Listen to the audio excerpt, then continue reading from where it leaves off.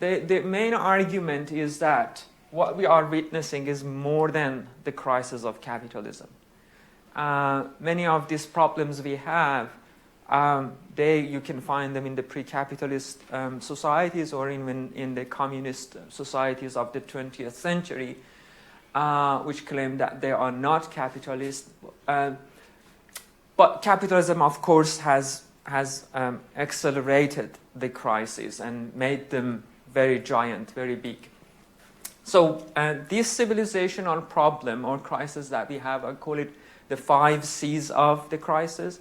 One is the inherent dependence of the civilization, the world civilization system that has become dominant, it has become global.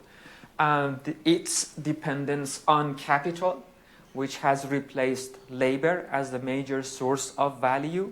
You know, the value comes from labor, not from capital. And it's capital is just money. It's just, you know, maybe a little bit of infrastructure.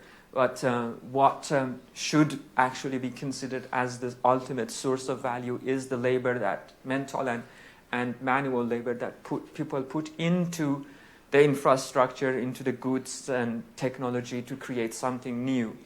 So it's the creation or the source of creation is labor. But now we see that the capital takes all the advantages and takes all. They use the term human capital now. So yes. I don't know if that's one way of grabbing hold of. Again, labor. yes. That's called human capital. Yeah. Human resources, human capital. It's another way of look. Yes. Commodifying humanity. So capital is very dominant. And the dependence of this system on capital is problematic. This dependence on capital resulted in the rise of the current capitalist civilization, but now it is killing it. Another dependence is on carbon. By that I mean fossil fuel, of course. Compulsive growth. The degrowth people have made a good job of, done a good job of highlighting that dependence and the necessity of going independent from it.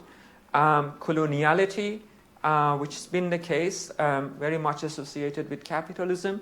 But we could also see that in the case of the Soviet Union, they weren't very colonialist as well. They occupied many places. In the case of today's allegedly communist, practically capitalist China, you see they are expanding their colonialist influence all across the world. Corruptive politics, yes, it's been the case in many societies, pre-capitalist, but also it's been very much exacerbated as the result of neoliberalism and capitalism. So these 5 C's are the reasons, the foundations or the reasons of the crisis that we are in. And this crisis cannot be ended until we really find ways of becoming independent from each one of these. Okay, now there are responses to this civilizational crisis. People are not dumb. There have been movements, many movements. And if you think of those 5 C's, you can possibly recognize 5 D's. What are they? Well, there's been movements to decapitalize, like, for instance, cooperatives. They want to get rid of competitiveness. They want to promote collaboration and cooperativeness. They want to decommodify, and so on and so forth. Decommodify the nature, the human relations, as well as other things. So that's decapitalization. We also have movements for decarbonization. Some of them are from some parts or sections of the capitalist elite that have already realized the sustainability of the system is really under question, but also more radical ones. Degrowth movement in response to the dependence on excessive growth. The decolonization movement, especially by people of the color. Decorrupting the politics is also another type of movement.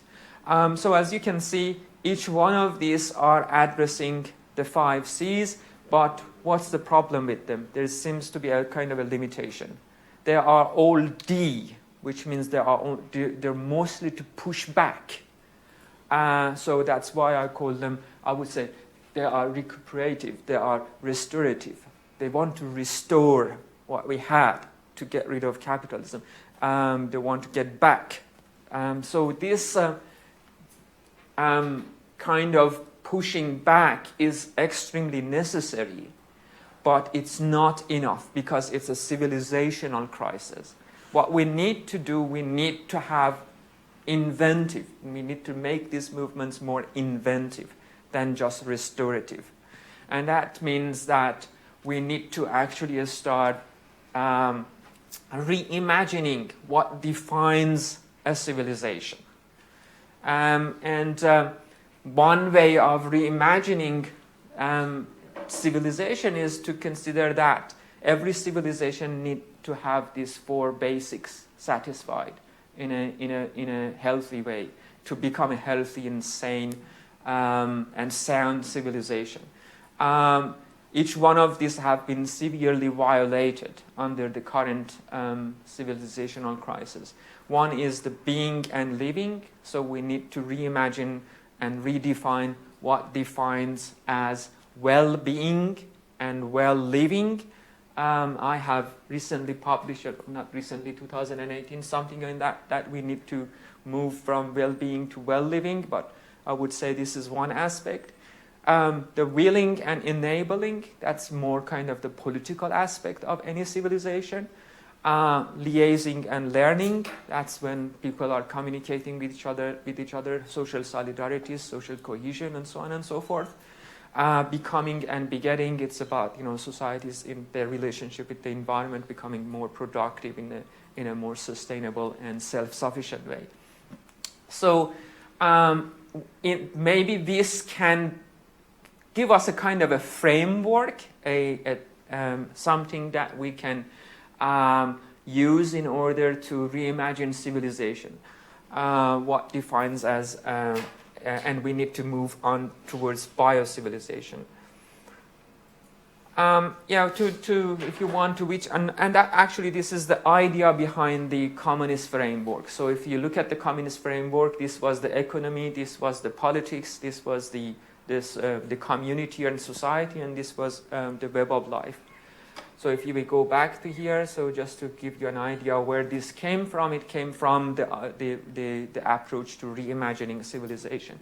So this is a kind of a civilizational approach, not just systemic and not just targeting capitalism. So not only economy needs to be equalized, addressing the socioeconomic differences and gaps, but also it needs to be socialized by promoting social enterprises, community ownership. It needs to be ecologized, meaning becoming more friendly with the nature, and moving towards renewables.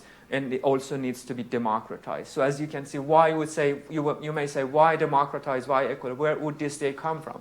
In the relationship with the other sectors, right? So the economy needs to be democratized, the economy needs to be socialized, and the economy needs to be ecologized. And also the economy is about distribution of resources, and therefore it needs to be ecologized. The same with the politics. Again, in relationship to economy, it needs to be equalized, so people with greater equality, socioeconomic equality, would make their political participation more meaningful. It's very paradoxical to have democracy in a society that is very unequal. In relation to community, it needs to be socialized, meaning that communities need to be very much politicized and very much involved. Level of participation on every aspect needs to be promoted, and so on and so forth. In relation to the environment, it needs to be ecologized. Not only the offices of the politicians should be greener, but also the legislations and policies need to be made more environmentally friendly. And of course, politics is about democracy, is about participation. It's about how to structure and organize society, and therefore it needs to be democratized enough, more radically democratized. And you can say the same thing about the other two sectors. So that was what I just presented prior to this, was the underpinning idea which resulted in this kind of framework.